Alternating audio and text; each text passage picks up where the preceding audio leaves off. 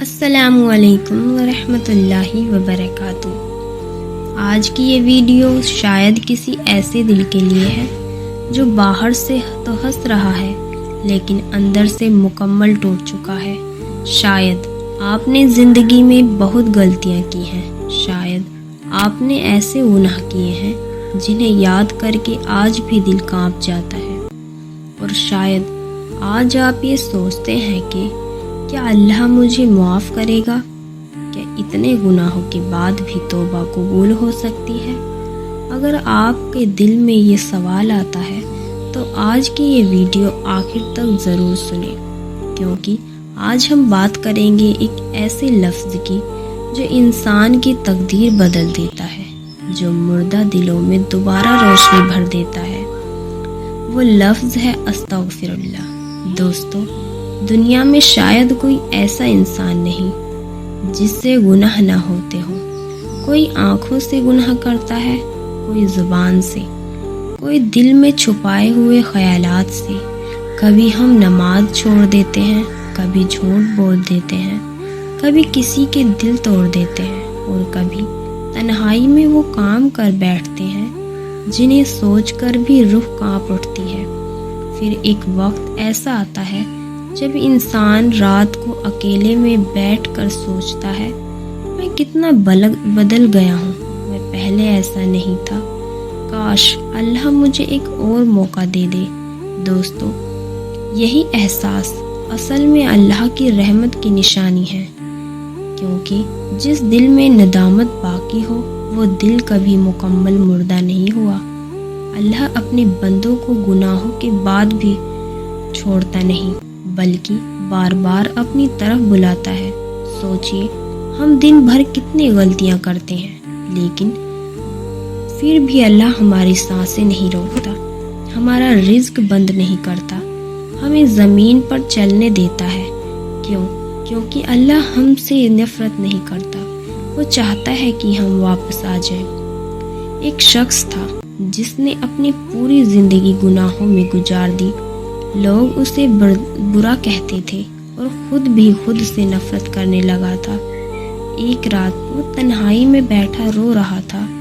اس نے آسمان کی طرف دیکھا اور بس اتنا کہا، یا اللہ، میں بہت گنہگار ہوں، لیکن تیرا در چھوڑ کر کہاں جاؤں؟ دوستو، وہ رات اس کی زندگی بدل گئی، کیونکہ جب بندہ سچ دل سے اللہ کو پکارتا ہے تو اللہ آسمان سے فرماتا ہے، میرا بندہ میری طرف لوٹ آیا۔ کتنی عجیب بات ہے نا، ہم لوگوں کے سامنے معافی مانگنے سے ڈرتے ہیں کیونکہ لوگ ذلیل کرتے ہیں، طنز کرتے ہیں، لیکن اللہ وہ رب ہے جو بندے کے گناہ چھپا لیتا ہے اور پھر بھی فرماتا ہے، میرے بندے بس ایک بار پلٹ آ۔ دوستو، شیطان کی سب سے بڑی چال یہ نہیں کہ وہ آپ سے گناہ کرائے، بلکہ اس کی سب سے بڑی چال یہ ہے کہ گناہ کے بعد آپ کو مایوس کر دے۔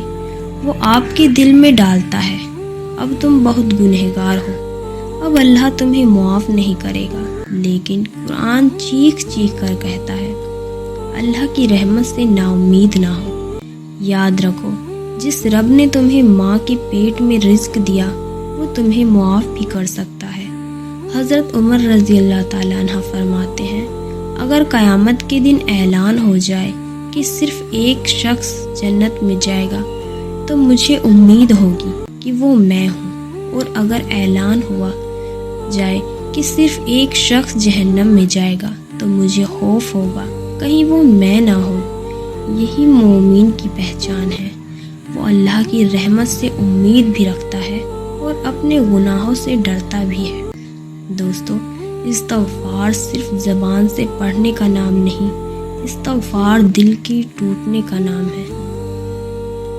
جب انسان سجدے میں جا کر رو پڑے، جب آنکھوں سے آنسو نکل آئیں، جب دل سے آواز آئے، یا اللہ، میں تھک گیا ہوں، مجھے معاف کر دے، تو یقین کرو اللہ اسی آواز کو رد نہیں کرتا۔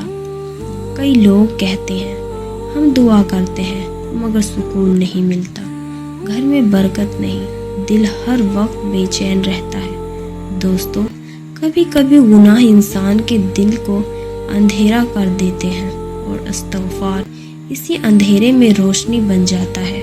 استغفار صرف گناہ نہیں مٹاتا بلکہ تقدیر بدل دیتا ہے، بندہ رزق کھول دیتا ہے، پریشانیاں آسان کر دیتا ہے، دل کو سکون دیتا ہے۔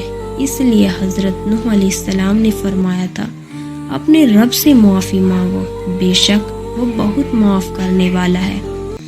آج اگر آپ واقعی بدلنا چاہتے ہیں تو ابھی سے شروع کریں۔